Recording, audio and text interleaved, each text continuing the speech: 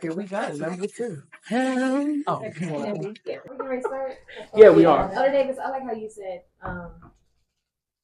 what did you say, decisions and not mistakes. Because after when you decide to do it, it's a choice. It's not a mistake. Right. I like how you said that. I remember saying that. Yeah, it is. Okay, y'all ready?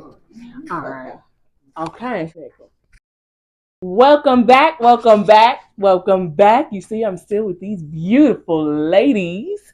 And I did not do introductions because there's so many of us, but I am going to put their name across the screen. So please feel free to shout them out if you like what they said. So this conversation is more open form, right? We're going to be talking about friendship and fun, right? And so anybody feel free to just popcorn style it, answer your question, and I can always jump in, but I really want to give y'all space to speak up. So the first thing is, what do you all do for fun, like with your friends? So I know for me, we always travel. We love traveling. You will see us together for the most part whenever we're out. But also like self-care, spa, going out to eat. We are definitely foodies over here. Anybody else, what do you do for fun with your friends? I know y'all got friends. Yeah. Yes, anybody? What do you like to do for fun? Me and my I will share. Me and my friends, we like to go to the club, and I'm just kidding.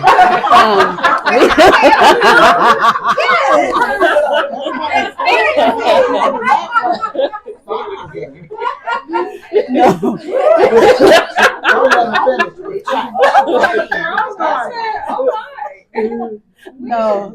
No, we like you. We make special dates, and we try to, keep a routine of going out to eat, of course. And I love getting my. I'm a girly girl sometimes, but getting our nails in, spa, doing all that stuff, facials, just all the girly stuff, and shopping, of course. Yes. Who doesn't love that? Miss K, what do you like to do with your friends?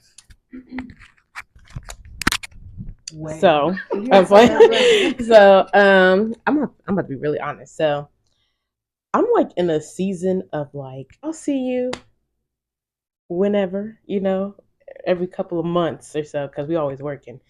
So I'm not really in like that friendship stage right now. Like I don't have like close friends, but if I'll catch one of my friends like from school, college, whatever, I'll be like, hey, how's it going? Haven't seen you in a long time. But recently, like maybe a couple months ago, I went with a friend to a Shadowbox theater. So I'm a what's my major? Theater. Yes, thespian. So we went to go see that. We had like a little birthday dinner for a couple of my coworkers recently. So I'm like a everybody person right now. And I'm like, if you want to hang out, we can hang out. If you don't, we don't. I'm cool by myself. So, but yep, that's pretty much me.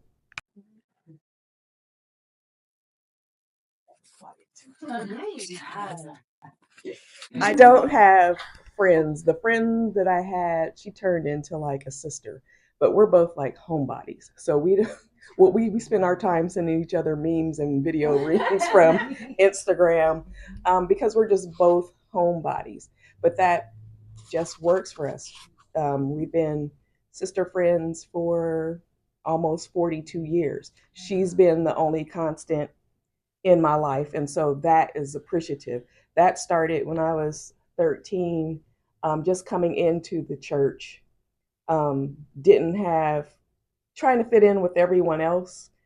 And so I asked the Lord, even at that age, okay, I need somebody that's going to be like a solid. I don't need to have like a lot of friends because too many people, too many situations. I need someone that's going to be solid. And he sent someone that's just like totally opposite of me. And it just has worked for the past 42 years. So we don't go shopping. We don't get our nails done together. We get our nails done just separately. we traveled. We used to travel a lot with the choir, roomies then, went to Aruba last year. But for the most part, like even when she was married and the short time that I was, uh, it was like we could pick up where we left off. There was no gap. Mhm. And so to me, that is just like, that's a solid person to have in your life. I was just thinking that I'm learning that friendship is intentional now. Like it's an intentionality. And so I have a girlfriend that she'll text every Tuesday morning, like, hey, you have time to chat. And I'm like, she put me on her calendar. That is so smart. I should, I was like, because it's every single Tuesday. And for me, where it doesn't seem routine, I'm like, she's being intentional about reaching out. And so, developing any type of relationship, you have to be intentional. Now, what does that look like? That time, space, juggling life and jobs and spouse and children. And sometimes I get all in the hustle and bustle of that. But I think that developing that relationship, people will know you. So, if you don't get a text in a week, right, it's not like, what's going on, or you can text me and say, what's going on, I haven't heard from you, and there aren't any hard feelings, but I'm like, man, sisterhood is intentional. Like it's intentional. It's just like I'm intentional about being a wife, I'm intentional about being a daughter, I call my mom. Like this is an intentional thing, so I'm trying to juggle that and what that looks like. Life has changed for me with friendship. Most of my friends have passed away. And when your friends are gone and you're trying to get new friends, then it's a little difficult. So the Lord gave me a plan that what He did was, I people that I'm building friendships with, I can't get around to everyone, but twice a month I invite someone to lunch so that I can spend time around them, because I know that we all have busy schedules. So I try to make it a point to get with the friends. And it's so funny because this last year, when I grew up, we grew up in an all white neighborhood. And my friends were Caucasian, except for my friends that I had at church. So I had asked the Lord this past year, I said, Lord, I haven't had a Caucasian friend in years. And so I said, I would like to have a Caucasian friend. And I went to school last year, and the first person I sat with, we became friends. And when I was going to be at home by myself for Thanksgiving last year, she just says, well, you can come to my house. So I went to her house and I really felt at home. I just knew the Lord was doing something. And she had told me, she says, well, I had asked the Lord for a Christian friend. And He sent you for me, and He sent her for me. And it's just amazing how our relationship is building, and we are actually friends, And so, friendship for me is just allowing God to develop the friendships, because the friendships I've had, I did not just say, I'm going to be your friend. He put you together and you wonder, like, how do we ever become friends? So God, that's what I feel, that all my friendships, that He built them, and that's what He does.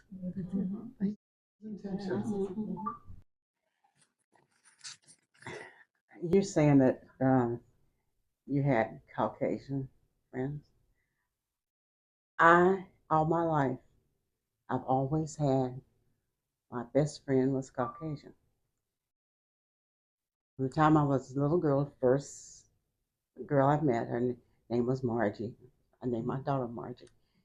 But we were like in second grade, and it was Jim Crow was then. And we would go to the movies together, and I'd have to sit in the balcony, and she sat downstairs. But I never thought about that.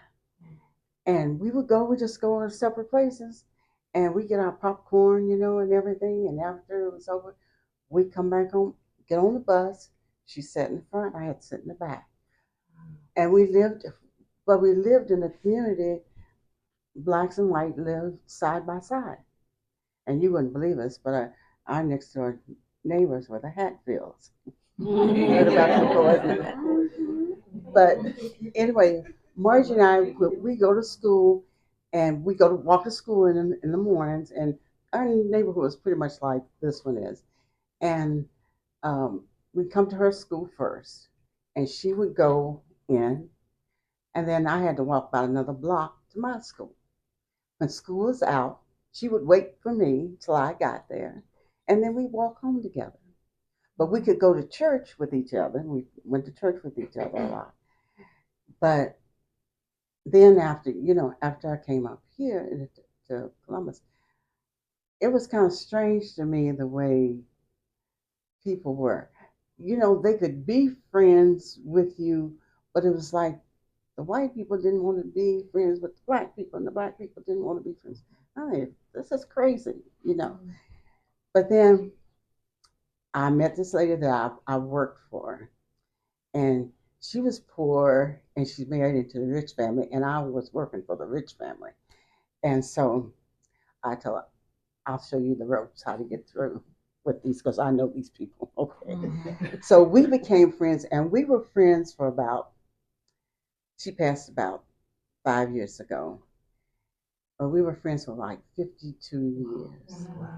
And we would travel together. We went to Europe like on three cruises together, and to the Bahamas together. And our families were friends.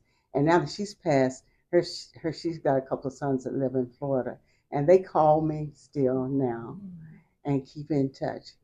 And another lady I was friend with just a few years ago, she had this herbal store down in German Village, and we became friends. And we were friends until she passed.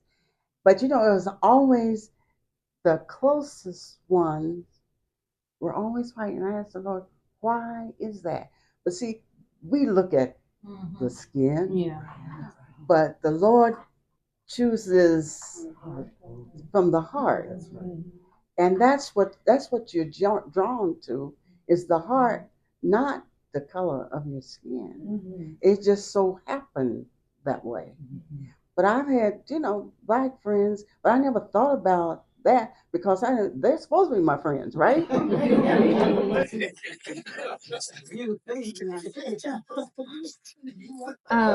piggyback off of Auntie Kira and Sister Waylon about intentionality and then God placing people in your life. The end of 2022 and all throughout 2023, I began to have new friendships, and some of my old friendships began to change. And I had no idea why. I had one thought like, oh, I'm supposed to learn how to be a wife, and I'm supposed to learn how to be a better entrepreneur.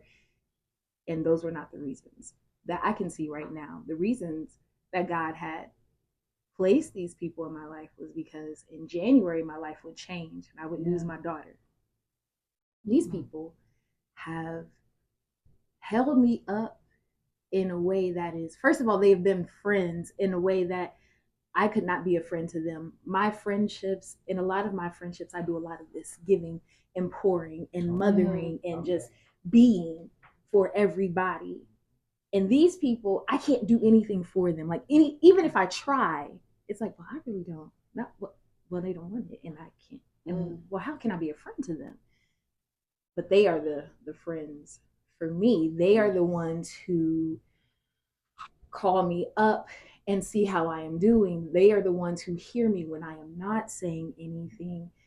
They are the ones who will just literally, if I have had moments where I have been in my floor sobbing, I'm calling to pray with you. I'm calling to check on you. Yesterday we were at a service, and I really wasn't engaged. That's a whole nother story. But I was just sitting there listening.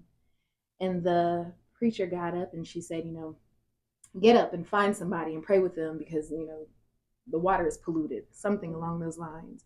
And I was just sitting there, and I was not, I was just I'm not praying with anybody. I don't have that right now in me. And my friend came and she grabs me and I'm like, okay. And the prayer that she prayed over me was so powerful and it was so intentional. She can see me beyond where I am right now. Her prayer was, Lord, let her see. Like grief doesn't have to be, she does not have to stay in this valley. And I love my friends that I've been friends with since I was 4 years old. But God has placed people in my life who have not, I don't have anything for them. They are to pour into me. Mm-hmm. And even my godmother and I, that's my godmom over there. Wave, mom. We talk every day. Every day. Every day. We talk every day, multiple times a day. We have our church announcements, our morning announcements. And she has always been, she has never changed. She has never switched up on me. But then she switched up. And we've just gotten closer. Like she's who I need in my life right now at this moment. She has always been, but there's some intentionality behind it every day. Now she would randomly, in our text, I love you. But every day it's I love you. In our text messages, our morning announcements, I love you. And one day she didn't say I love you. And I was like, Mom, you did not tell me that you love me this morning. And she's like, I'm so sorry. And I was like, I'm not saying nothing until she tells me. I don't have any announcements until she says it. But it's the intentionality. It's God placing people in your life. And it's just, I can go hang out with my friends. I can go shopping with my friends. I can go get a manicure and a pedicure with my friends. But these new people, it's something totally, totally different. It's edifying. Mm-hmm. I like that. And I receive that. Because I have nothing to give. Mm-hmm. She said it's my turn. I love it. I'm going to stop talking right there. It's my turn, guys! Just make a comment to something, just real quick. You can hear me. Sometimes we feel like we have nothing for them, but you may not realize how you're blessing them by allowing them to serve you, because you could be, you're like, well, I can't give them what they're giving me. I have nothing to give them, but you don't know what you're giving back because it's not tangible or you don't see it. But they're assigned to you, like Mother said. And the Lord is trying to tell you how much He loves you. That's Him. He's doing these people, bringing them to you because He loves you. That's right. And He's using them to show you how much He loves you. Yes. I just wanted to say seasons change, right? Yes. Elder Davis said something in episode 1 about speaking to your younger self. And even in relationships, seasons change where you might not have anything else to give, but keep living and keep developing relationship. Sister Elder Jackie, who was here, was so instrumental in one of the just life-changing episodes in my life. And for that, I'll always be there for her, whether she needs me or not, And so seasons change. Right? And it's not always give. It can be, I can receive the love of God. And so just going off of episode 1, like I would tell my younger self, seasons change. That gives hope. It won't always be like this. It won't always be a valley. It won't always be a mountain. You learn on the mountain, you learn on the valley, and you trust God as you go through the season. Amen. I mean, what else is there left to say? You all said some really beautiful things, and I'm grateful. And one of the things that you said, Mother Margaret, was it's just God showing us how much He loves us. And I can truly say, as far as friendship and where I'm at in my life now, that is so true. Because like Auntie Key said, seasons change and sometimes you feel very alone, right? But God always has these people strategically placed so that I'm not alone, right? This may be a season where I feel very much by myself, but God is giving me beautiful people to make sure that I know I'm not walking solo. So People for your life. people for my life. Praise God. Okay, I received that one. People for my life, and I think that that's so important because I'm recognizing through a lot of the work I've had to do and healing and stuff like that. Growing up, how I grew up, I was always around a lot of people. I'm a people person, but I don't have a lot of people. I do not have a lot of people. And so that can be very lonely. That can be very, very lonely because you can be in a crowd of people and be by yourself. And so learning to appreciate God for giving me people that I know, okay, if I'm really down, I know I can call this person. I know I can reach out to this person. That's such a blessing, you know? So I think I would say that like Auntie said, to my younger self, right, is that you're really not alone. That's right. Just ask God who it is that He's connected you to, right? Because sometimes we don't even look for that. We're just like, I want people, and God's like, no, I need you to have a person. There's an assignment they have for your life. You know, like I can look at Ash, that's an assignment, okay? I mean, that's a life person. But when we connected, that was, you know. Yeah. So anyway, praise God. Can I say this too? Yes. That sometimes He may not He just wants you by yourself, so true. You can hear Him. Because sometimes too many people around you distract you from being with Him. Amen. So sometimes He just puts you in that season. It's like, okay, I'm gonna talk with you. So when you start understanding that He's my friend. That part. You know what? That's so funny you say that because when I was driving here, I was just having a worship moment in my car and had to remember I was driving. And I did. I did. And it was so funny because on one of the songs, I just started saying, God, thank you for being my friend. I literally on the way here, I just kept saying that. And because that's exactly where I'm at right now, you know, but I give God praise for the people that I know are in my life. But that moment where He like, just be by yourself. I gotta say something. I have to say something. So when I'm gonna go to the other side of this. When I was in school and everything, I was loved. I mean, I was it, right? Played basketball. I did all that. I had friends. It was just amazing experience. Then when Lord saved me, I didn't have any friends.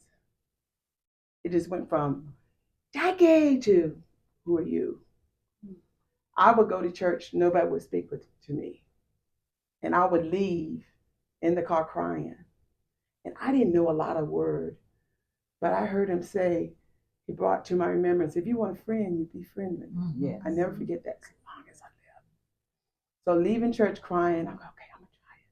I'm going to be a friend. I'm going to see what it feels like. Because I know what it feels like that I have friends from being in the world. You have all these friends, and then you accept Jesus Christ as your Lord and Savior. A people's person, being alone. And so I would go to church, grace and peace. Hello. So one day, I heard someone chasing me down the hall. Sister Jackie, grace and peace.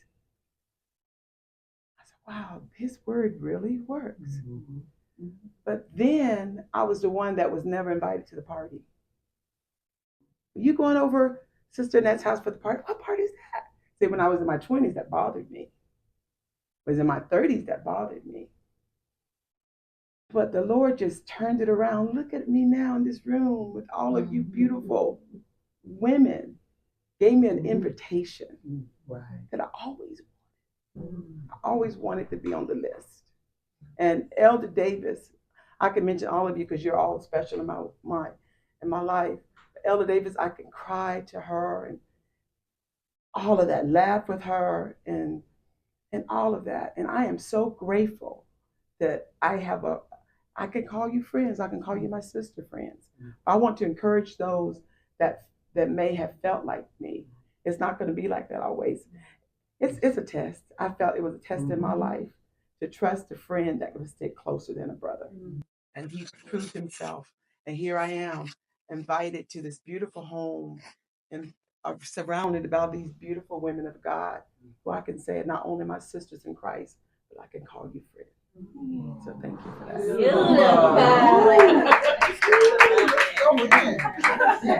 And that's the end of this episode.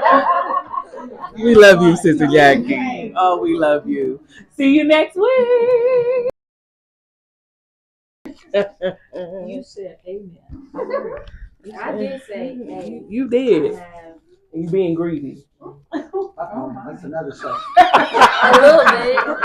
Now you know. I have Amen. Okay, Charmaine, we said we were gonna be nice today. I know, I do. I know. Okay. All right, we getting ready to start. Sorry.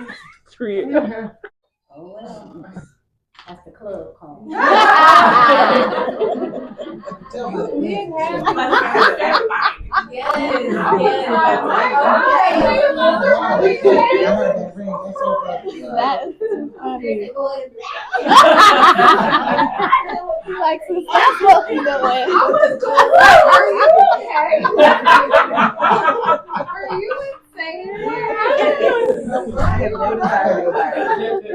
Okay, Sister Lane, just start.